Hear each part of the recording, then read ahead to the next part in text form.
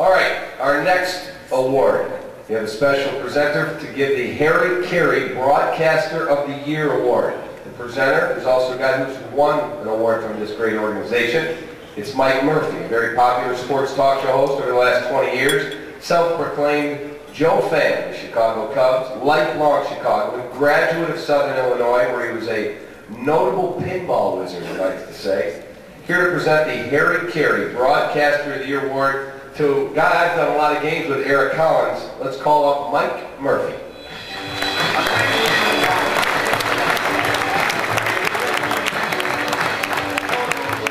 Thank you, David.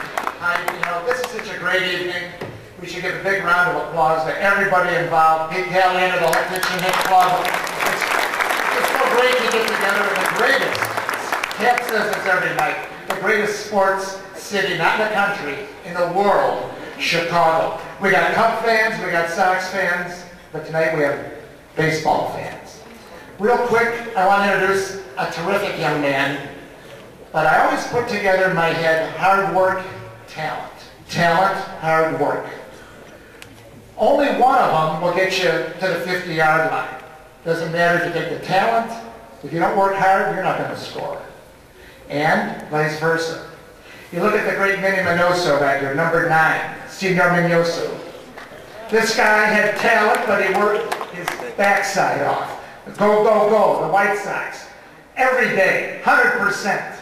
You look at Ryan Sandberg over here. If you ever got to Wrigley Field early, you saw him take 100 ground balls every day.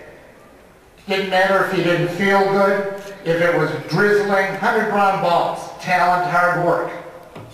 My dear friend Ferguson Arthur Jenkins, Fergie Jenkins had the talent, and he worked hard. How many times you get out in the bleachers in 67, 68, 69, 2-3 hours before the game? Joe Becker, remember your pitching coach? Hitting those fungo bats. And Fergie and the pitchers running foul line to foul line. Working, working, hard work, talent. This next young man has them both. At the Score Sports Radio 670, I look up one day, I have my producer through the glass, and the next guy is the assistant producer, also known as the phone screener. Nothing lower to start at the bottom than screening the phone calls. What did you want to talk to Murph about today? It's Joe from Highland Park. I don't like Andy McPhail. I'm a Sox fan. I'm upset. He worked from the phone screener up the ladder. This young man now at ESPN Television, coast to coast, and Los Angeles Dodgers Television. How would you like to be the guy that fills the seat of Vin Scully when Vin doesn't make the Central Division and the East Coast trips anymore for the Dodgers?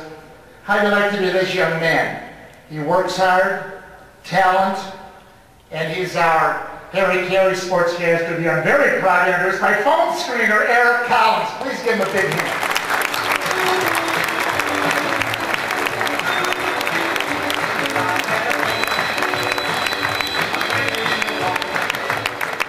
Thank you so much. That was exceedingly nice. It's true. I was his phone screener for about 8 months of my life, $6 an hour, and it was the best experience I had because I learned from a true pro.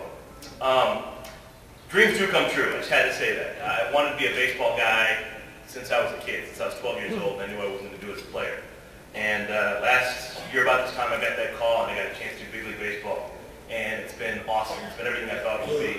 And there's actually 3 people here in this room that made it possible. One is my wife, Carrie. I've been with Carrie for 10 years now, and she's been my biggest fan. She's been my softest critic. She's been the reason why it's easy to come home from the road, because she's got the smile that brings me back. So Carrie, thank you for this. Thank you for all the opportunities I've had over the years. 2 other thank yous, both people from the Pitch and Hit Club. John Dietrich, right over here.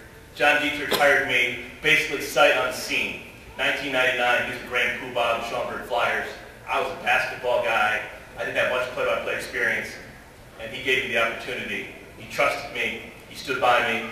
He's meant everything to me. So John, thank you for that. And the other guy I need to mention is basically the Mahatma of Chicago baseball. Pete Callahan, where are you, Pete? There's Pete. 1999, Pete would sit right across the aisle from me on bus trips. And I remember this vividly. I'd asked Pete a question as we left the parking lot at Lexington Field in Schaumburg.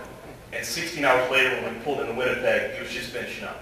I kept my ears open, and he taught me so much about baseball with those conversations, bus rides all over the Northern League. It's that type of stuff that helped me, that made me the baseball guy that I've always wanted to be. So Pete, thank you so much. Pitch and Hit Club, thank you so much. This is awesome. I really appreciate it. Thank you, man.